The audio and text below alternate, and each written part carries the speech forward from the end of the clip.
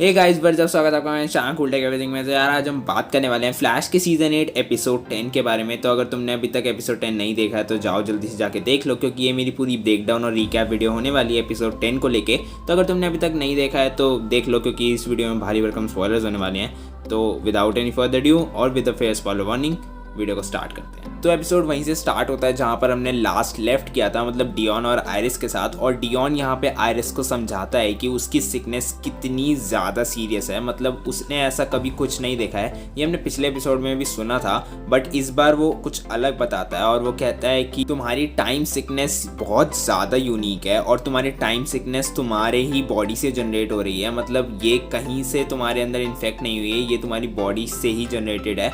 और अभी तो मुझे नहीं पता इसे कैसे ठीक करते हैं, बट इसके बारे में मैं और रिसर्च कर रहा हूँ और जैसे ही मुझे पता लगेगा मैं ज़रूर तुम्हें बता दूंगा कि इसे ठीक कैसे करते हैं। बट अभी फ़िलहाल के लिए मैं तुम्हें स्टेबल कर सकता हूँ और अभी फ़िलहाल तुम्हें कहीं और नहीं जाना चाहिए, क्योंकि हमें नहीं पता है कि तुम्हारी टाइम सिकनेस कितनी ज़्यादा सीरियस है। और ऑफ कोर्स इस टाइम सिकनेस के और लोगों पे क्या क्या इफेक्ट्स होंगे, जब तक हमें ये पता नहीं लग जाता मैं तुम्हें स्टेबल कर देता हूँ। और आयरिस को बहुत ज़्यादा पेन होता है, बट डियोन ऑलरेडी उसे बोलता है कि तुम्हें बहुत ज़्यादा पेन होने वाला है, बट आयरिस फिर भी कहती है कि ठीक है मुझे स्टेबल तो कर दो।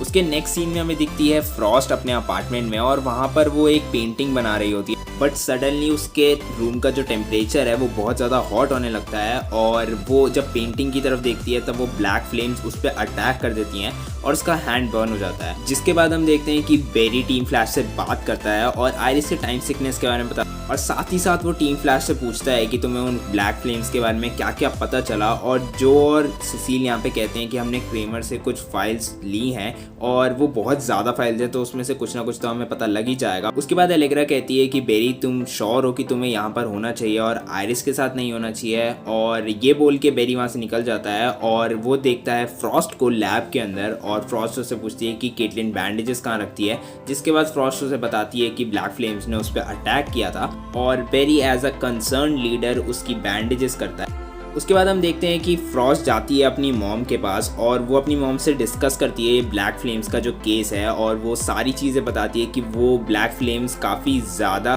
हीट जनरेट करती हैं, बट उनका जो सोर्स है वो है क्रायोकिनेटिक एनर्जी, मतलब कोल्ड फ्यूजन। और कोल्ड फ्यूजन पे उसकी मॉम एक एक्सपर्ट है, तो वो अपनी मॉम से आइडिया मांगती है और वो कहती है कि मुझे एज अ बेट हम यूज़ कर सकते हैं। जिसके बाद उसकी मॉम आती है लैब के अंदर और वो लोग डिस्कस करते हैं कि हमें एक ऐसा फ्यूजन चाहिए जो उस एनर्जी को कंटेन कर सके, मतलब ब्लैक फ्लेम्स एनर्जी को कंटेन कर सके। और उसकी मॉम और चेस्टर मिलके आर्टिफिशियल स्पीड फोर्स वाले स्फेयर को रीबिल्ड करते हैं एक ऐसे स्फेयर में जो उस एनर्जी को कंटेन कर सके। और वो प्लान प्रपोज करते हैं बेरी को कि ऐसे हम एज अ बेट फ्रॉस्ट को यूज़ कर सकते हैं, बट बेरी इससे बहुत ज़्यादा डिसएग्री करता है, क्योंकि बेरी कहता है कि ये बहुत ज़्यादा रेकलेस और डेंजरस होगा अगर तुम्हें हम एज अ बेट यूज़ करें, और टीम फ्लैश रेकलेस काम नहीं करती है। और बेरी यहाँ पे डिसएग्री करता है, बट फ्रॉस्ट बोलती है यहाँ पे आयरिस का एग्जाम्पल देके कि तुम आयरिस को भी नहीं रोक रहे हो तो तुम्हें मुझे भी नहीं रोकना चाहिए, और ये काफ़ी ज़्यादा सेफ होगा और तुमने अब काफ़ी ज़्यादा लेवल अप भी कर लिया है, तो तुम चाहो तो मुझे कभी भी बचा सकते हो। और बेरी को यहाँ पे मजबूरन हाँ बोलना पड़ता है इनके रेकलेस प्लान के लिए। इसके बाद टीम फ्लैश स्फेयर को एक्टिवेट कर देते हैं और उसके बाद फ्रॉस्ट अपनी क्रायोकिनेटिक एनर्जी से उस ब्लैक फ्लेम को अट्रैक्ट करने की कोशिश करती है, बट वो ब्लैक फ्लेम्स लैब के अंदर तो आ जाते हैं, बट वो उस स्फेयर के आसपास भी नहीं जा रहे होते। ऑफ कोर्स ये काफ़ी ज़्यादा लॉजिकल है, क्योंकि वो ब्लैक फ्लेम्स अगर अलाइव हैं तो उनका अपना एक ब्रेन होगा, और उसके हिसाब से ये एक ट्रैप था और इसीलिए वो अट्रैक्ट नहीं हो रहा फ्रॉस्ट की तरफ। ये देखने के बाद फ्रॉस्ट उस पर अटैक करती है, बट ब्लैक फ्लेम उसको उस चेयर से उड़ा के फेंक देता है, बट बेरी ऑफ कोर्स उसको बचा लेता है। जिसके बाद केटलिन वहाँ पर आती है और हमेशा की तरह केटलिन यहाँ पे बहुत ही ज़्यादा प्यारी और क्यूट लग रही थी, बट खैर मूविंग ऑन, ये फंस गया। उसके बाद हम देखते हैं कि केटलिन फ्रॉस्ट को बहुत ज़्यादा डांटती है और वो बेरी को कहती है कि क्या तुम हमें थोड़ी देर के लिए अकेला छोड़ सकते हो, मुझे कुछ प्राइवेट बात करनी है अपनी फैमिली के साथ। और बेरी के जाने के बाद हमें दिखता है कि केटलिन बहुत ज़्यादा गुस्सा होती है अपनी मॉम पे, और वो फ्रॉस्ट को समझाती है कि तुम्हें अपनी लाइफ को सीरियसली लेना चाहिए और तुम ये जो रेकलेस रिस्क लेती हो इनको ऐसे मत लिया करो, तुम्हारी लाइफ बहुत ज़्यादा इंपॉर्टेंट है, और तुम्हारे लिए ना सही अपने आसपास या फिर टीम फ्लैश के लिए अपनी लाइफ को सीरियस लेना शुरू कर दो और अपनी लाइफ की वैल्यू करो। उसके बाद हम देखते हैं टानिया, सू और आयरिस उस अडॉप्शन फैसिलिटी के अंदर जाते हैं जहाँ से टानिया को अडॉप्ट किया था ताकि उसकी रियल मॉम का नाम पता लग सके। और यहाँ पर वो मना कर देती है रिसेप्शनिस्ट कि हम तुम्हें ऐसे नहीं दे सकते ये इन्फॉर्मेशन, जिस पे सू अपने अंकल को कॉल करती है, उस फैसिलिटी को ओन करते हैं और उन्हें उसकी मॉम के बारे में इन्फॉर्मेशन मिल जाती है, मतलब टानिया की मॉम के बारे में इन्फॉर्मेशन मिल जाती है। जिसके बाद रिसेप्शनिस्ट एक ब्रेक के लिए जाती है, बट वापस जब वो अपने ऑफिस के अंदर आती है उसे वहाँ पे कुछ भी नहीं मिलता है। मतलब आयरिस ने जितनी भी चीज़ें टच की थी वो सारी की सारी टाइम में कहीं खो जाती हैं।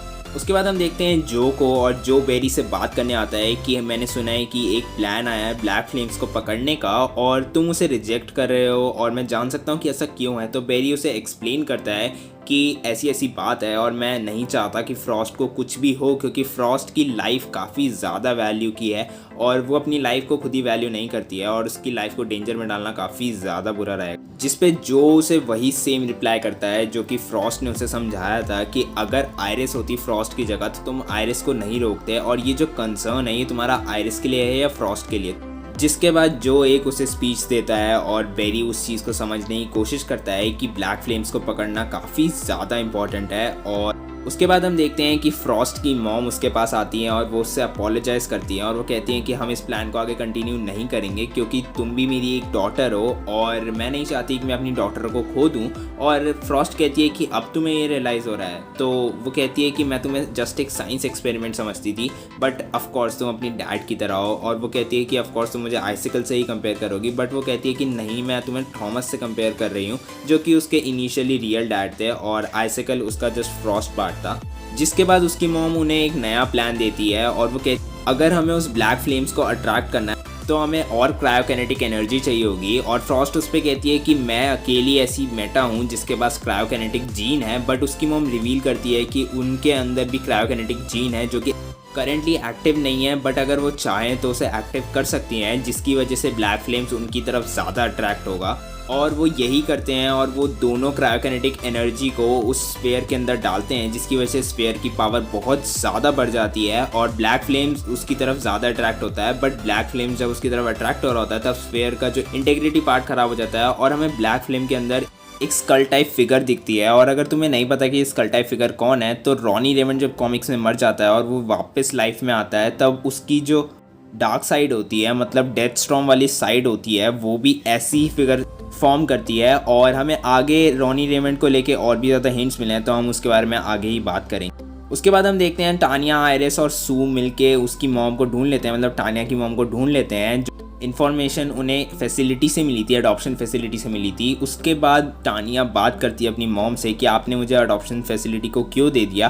तो वो कहती है कि मैं काफ़ी ज़्यादा यंग थी, जो कि हर मॉम कहती है जो अडॉप्शन के लिए अपने बच्चों को दे देती हैं। सारी मॉम्स ऐसे ही कहती, जैसा कि हमने शज़ाम के अंदर देखा था कि बिली बैटसन की मॉम ने भी ऐसे ही बोला था कि मैं काफ़ी ज़्यादा यंग थी और इमेच्योर थी, तो इसलिए मैंने तुम्हें अडॉप्शन के लिए दे दिया था ताकि तुम्हारी लाइफ काफ़ी ज़्यादा अच्छी हो जाए। जिसके बाद हम देखते हैं कि आयरिस को बहुत ज़्यादा पेन हो रहा होता है और उसकी मॉम, मतलब टानिया की मॉम, उसकी हेल्प करने के लिए आगे जाती हैं और वो उसको टच करती हैं, बट उसके बाद वो डिसइंटीग्रेट हो जाती हैं। मतलब ऐसा लगता है कि वो टाइम किसी अलग डिमेंशन में चली गई है, मतलब टाइम से रिलेटेड किसी अलग डिमेंशन में चली गई हैं और यहीं पे एपिसोड ख़त्म हो जाता है। जिसके बाद हमें पोस्ट क्रेडिट सीन में दिखता है कि केटलिन अपने अपार्टमेंट में होती है। यहाँ पे हमें केटलिन दिखती है, केटलिन अपने अपार्टमेंट में होती है और वो ब्लैक फ्लेम्स पे अटैक करती है और वो स्कल लाइक फिगर वही चीज़ बोलती है जो रॉनी ने उसे बोली थी जब रॉनी कहता है कि अब हमारी लाइफ नॉर्मल नहीं है।